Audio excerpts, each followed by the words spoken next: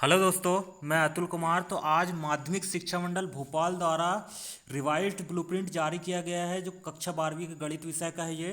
तो देखते हैं इसमें क्या क्या चेंजेस किया गया है।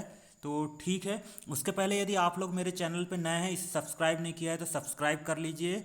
ठीक है, अब स्टार्ट करते हैं यहाँ पे। तो सबसे पहले बात करें यहाँ पे 12वीं उच्च गणित। तो यहाँ पे देखते हैं अध्याय 1 संबंध एवं फलन। संबंध एवं फलन से कितने यहाँ पे संबंध एवं फलन से आवंटित अंक कितने 6 हैं। और यहाँ पे वस्तुनिष्ठ प्रश्न 2 आएंगे और इसमें 4 अंक का एक प्रश्न आएगा। मतलब कुल प्रश्नों की संख्या कितनी हो जाएगी, 1 होगी। ठीक है, अब इसके बाद अगला अध्याय की बात कर लेते हैं इसी से।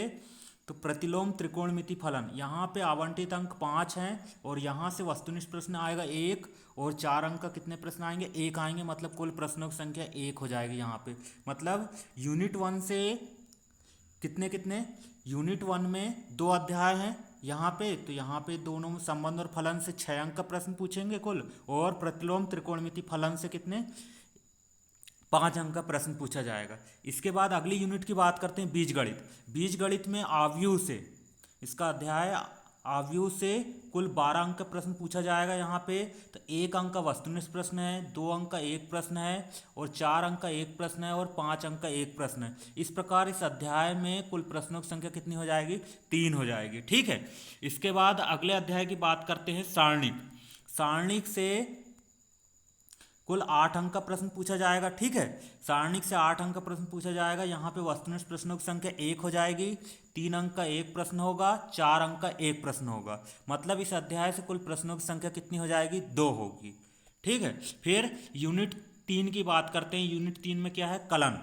कलन से यहाँ पे सांतत्य और अवकलनीयता के अध्याय से कुल 12 अंकों का प्रश्न पूछा जाएगा, जिसमें वस्तुनिष्ठ प्रश्न 2 होंगे, 2 अंक का एक प्रश्न होगा, 3 अंक का एक प्रश्न होगा और 5 नंबर का एक प्रश्न होगा।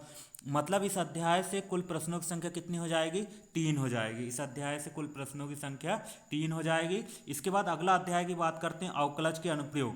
अवकलज के अनुप्रयोग से कुल 11 अंक के प्रश्न आएंगे। यहाँ पे वस्तुनिष्ठ प्रश्न 5 आएंगे और 3 अंक के 2 प्रश्न आएंगे। ठीक है, इस प्रकार यहाँ पे कुल प्रश्नों की संख्या 2 होगी। फिर इसके बाद आगे देखते हैं, यहाँ पे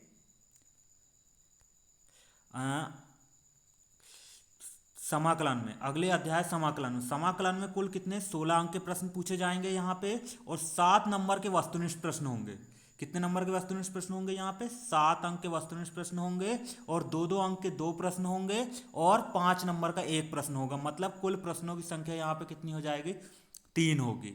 इसके बाद अगले अध्याय की बात करते हैं समाकलन के अनुप्रयोग। समाकलन के अनुप्रयोग से 6 नंबर का प्रश्न आएंगे कुल।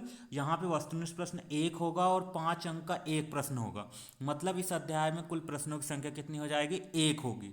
फिर अगले अध्याय की बात करते हैं अवकल समीकरण। अवकल समीकरण से कुल 8 अंक के प्रश्न पूछे जाएंगे, जहाँ पे वस्तुनिष्ठ प्रश्न 1 होगा और इस अध्याय में वस्तुनिष्ठ प्रश्न 1 होगा और 2 अंक का एक प्रश्न होगा और 5 नंबर का एक प्रश्न होगा। मतलब कुल 2 प्रश्न पूछे जाएंगे इस अध्याय से। फिर यूनिट 4 की बात करें, रैखिक प्रोग्रामिंग। रैखिक प्रोग्रामिंग से यहाँ पे इसके अध्याय रैखिक प्रोग्रामिंग में कुल 6 अंकों का प्रश्न पूछा जाएगा, जहाँ 2 नंबर के वस्तुनिष्ठ प्रश्न होंगे और 4 अंक का एक प्रश्न होगा। मतलब कुल प्रश्नों की संख्या हो जाएगी यहाँ पे 1। फिर इस यूनिट 5 की बात करें, प्रायिकता। यूनिट 5 में प्रायिकता में इसमें प्रायिकता अध्याय में कुल 10 अंकों के प्रश्न पूछा जाएगा, जिसमें 2 वस्तुनिष्ठ प्रश्न होंगे और 4 अंक के 2 प्रश्न होंगे। ठीक है, मतलब इस अध्याय में कुल प्रश्नों की संख्या कितनी हो जाएगी, 2 हो जाएगी।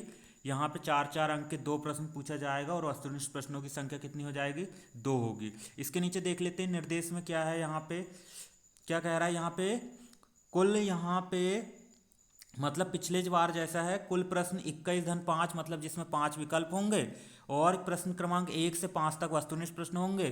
सही विकल्प, रिक्त स्थान, सही जोड़ी, सत्य असत्य, एक वाक्य में उत्तर संबंधी प्रश्न होंगे।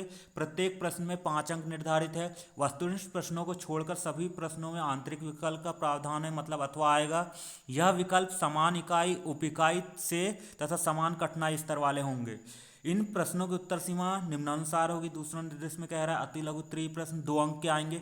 जो कितने प्रश्न आएंगे? 5 प्रश्न आएंगे। ठीक है, इनका उत्तर कितने? लगभग 30 शब्दों में देना है। लघु उत्तरीय प्रश्न जो 3 अंक के आएंगे और जो कितने आएंगे? 4 आएंगे और लगभग 75 शब्दों में उत्तर देना है।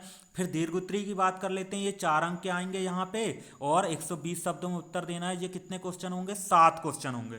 फिर निबंधात्मक प्रश्न, ये 5 अंक के आएंगे यहाँ पे निबंधात्मक प्रश्न और ये कितने? 5 आएंगे और लगभग 150 शब्दों में उत्तर देना है। कठिनाई का स्तर क्या रहेगा? 40% सरल प्रश्न आएंगे, 45% सामान्य आएंगे और 15% कठिन प्रश्न होंगे। तो ये माध्यमिक शिक्षा मंडल द्वारा अपडेटेड ब्लूप्रिंट है।